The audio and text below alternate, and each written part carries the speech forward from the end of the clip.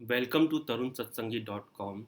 In today's session of Trends in Global Commodities, we will speak about Fed's recent decision about monetary policy and their commentary on inflation uh, and bond buying program.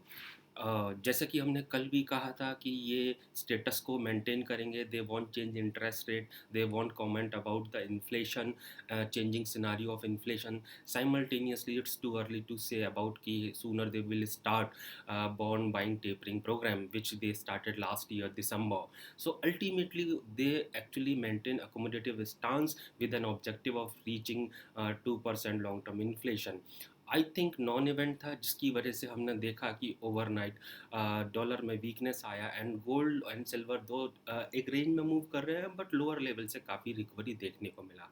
Let's start with what exactly they have said, उनका undertone क्या था before moving to the market as of now.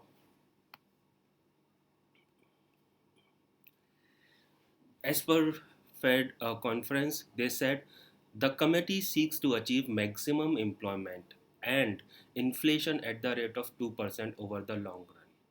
With inflation having run persistently below this long run goal, the committee will aim to achieve inflation moderately above 2% for some time. So inflation averages 2% over time and long term inflation expectation will remain well anchored 2%. साफ साफ कहना है कि उनका जो objective है maximum employment का है और इन्फ्लेशन एट 2% है. इवन 2% से ऊपर जाती है शॉर्ट टर्म में, they will actually tolerate that so that long term average 2% के आसपास बना रहे हैं. वेल, उनका फर्दर कहना था committee expects to maintain an accommodative stance of monetary policy until the outcome are achieved. जब तक ये आउटकम अचीव नहीं होते हैं they will maintain their accommodative stance. इसी वजह से उन्होंने जो इंटरेस्ट रेट था अनचेंज रखा 0.25% से. साइमल्टेनियसली बात करते हैं last December the committee indicated that it would continue to increase its holding of treasury securities at least $80 billion per month and simultaneously mortgage backed securities by 40 billion per month until substantial further progress has been made towards maximum employment and price stability. उनका कहना था since then economy has made progress towards these goals.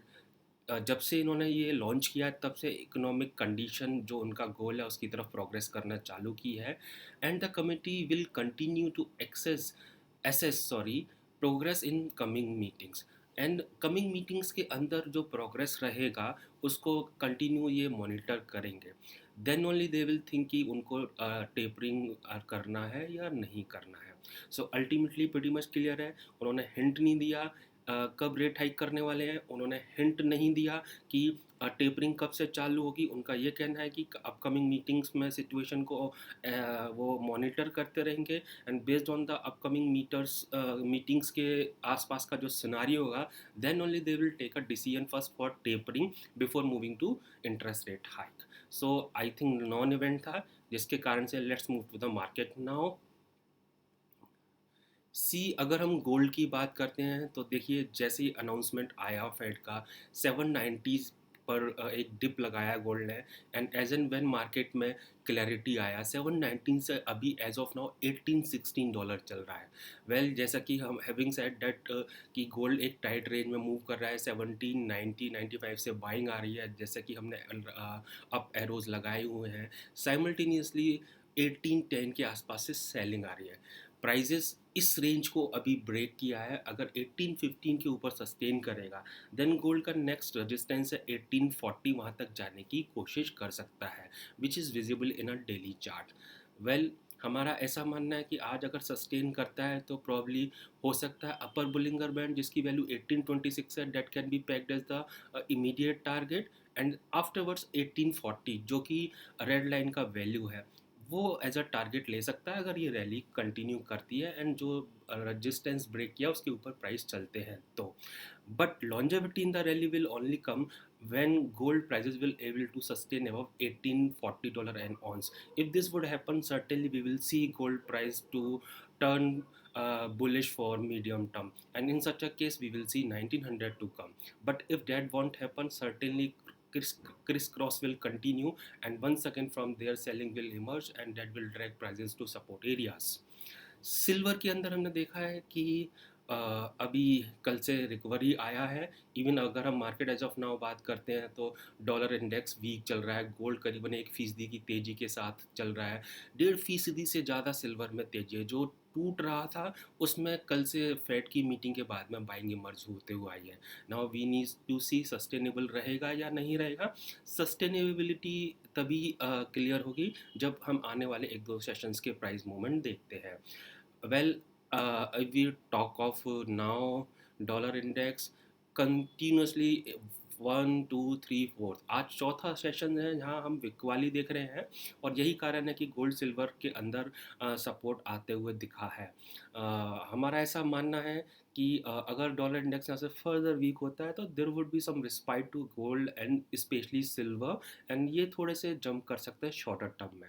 But dollar index का जो medium term trend है that will remain positive until unless blue line के नीचे ये close नहीं देगा। So we need to see blue line के नीचे क्लोज देता है या नहीं देगा तो ये जो शॉर्ट टर्म का करेक्शन है that will be over soon, and once again it will resume gaining momentum that will hit again gold and silver prices. So we need to have a check consistently on dollar index movement to get the direction of gold and silver.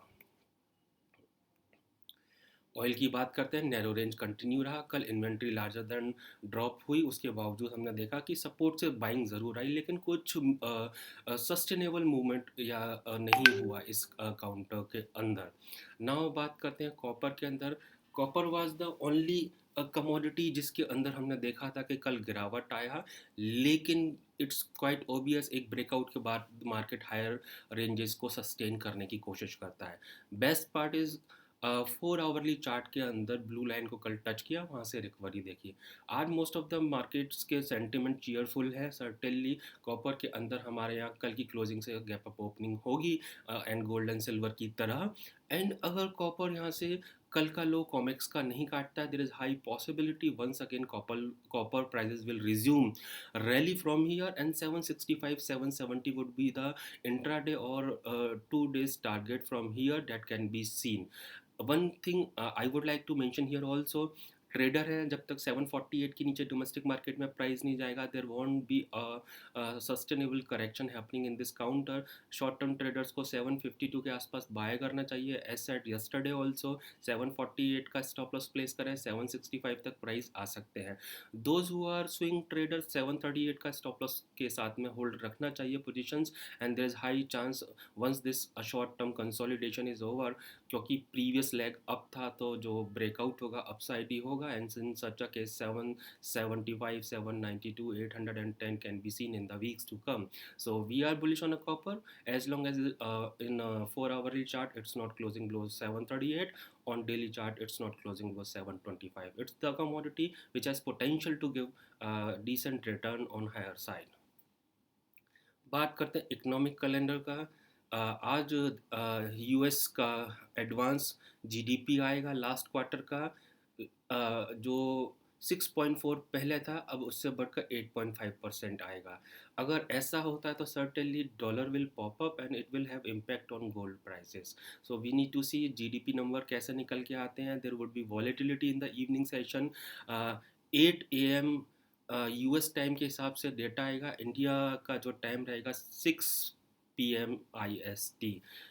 Another number जो रहेगा 8 PM पे natural gas storage I think घटकर आने का संभावना है। जिस तरीके से हीटिंग वेव चल रहा है और उसकी वजह से इलेक्ट्रिसिटी सेक्टर से डिमांड निकल के आ रहा है, तो इन्वेंट्री बिल्डअप बहुत कम पेस से हो रही है कंपेयर टू लास्ट ईयर। तो अगर इसमें 41 या इसके नीचे का कुछ इन्वेंट्री बढ़कर आता है then in such a case natural gas के प्राइजेज में फिर से रैली देखने को मिलेगा। अगर हम बात करते हैं ट्रेंड ट्रैकर टेबल की, अभी देखिए गोल्ड का ट्रेंड अभी भी इनडिसीजन में है, डेली सेल है, 4 आवरली न्यूट्रल है, तो अल्टीमेटली कोई सस्टेनेबल करेक्शन या रैली देखने को नहीं मिलेगा। 48,050 अपना डोमेस्टिक मार्केट में रेजिस्टेंस है, वहाँ तक ज़रूर प्राइस आ सकते हैं, बट उसके ऊपर सस्टेन करेगा तभी फर्दर रैली देखने को मिलेगी। सिल्वर अभी भी सेल कंडीशन में है, कोशिश करेगा रेजिस्टेंस जो कि 67,474 है उसके आसपास आने का, उसके ऊपर चलेगा देन फर्दर रैली देखने को मिलेगा, नहीं चलेगा तो वहाँ से बिग वाली फिर से इमर्ज होगा। ऑयल डेली में सेल है एंड 4 आवरली में स्ट्रॉन्ग हुआ है, that's the very reason much of the happening is not taking place in this counter. Resistance face कर रहा है एंड इसमें लॉन्जेविटी तभी आएगी जब हमने बोला था $75 के ऊपर WTI क्रूड नाइमेक्स में चलेगा एंड डोमेस्टिक मार्केट में अराउंड 5500 के ऊपर चलेगा। Until then sideways movement will continue in this counter too. Talking of natural gas, हमने 2 दिन की गिरावट के बाद कल रिकवरी आते हुए देखा। 303 के ऊपर अगर आज चलना चालू करता है तो इसमें फर्दर रैली देखने को मिलेगी और एक न्यू इस ईयर का हाई बनेगा डोमेस्टिक मार्केट के अंदर। कॉपर बाय कंडीशन है, 740 के नीचे जब तक नहीं आता, 765 के ऊपर चलेगा तो फर्दर रैली इसमें आएगी। बात करते हैं जिंक की, आई थिंक जिंक में भी बाय कंडीशन है, 240 इज द सपोर्ट, जब तक उसके नीचे नहीं चलता 248.50 आ सकता है, उसके ऊपर चलेगा तो फर्दर शूटअप देखने को मिलेगा। लेड की बात करते हैं, साइडवेज है, बट जब तक 174.40 के नीचे प्राइस नहीं जाएंगे इसमें पॉसिबिलिटी है कैचअप रैली आए जैसे कि अदर बेस मेटल्स में हमने देखी है and 182 as a immediate target देखने को मिले इसके अंदर। Aluminium after 3-4 days of silence कल ऑफलेट इसमें रैली आते हुए देखा, 198 के ऊपर जब तक है तो आई थिंक 202 का जो एक रेजिस्टेंस है उसको ब्रेक करके 205 206 तक प्राइस आ सकते हैं। निकल स्टार कमोडिटी है, 1440 के नीचे जब तक नहीं जाएगा, 1500 तो देखिए 2-3 बार ऑलमोस्ट टेस्ट कर चुका है, उसके ऊपर अगर सस्टेन करता है तो फ्रेश इसके टारगेट्स होंगे 1525 1550।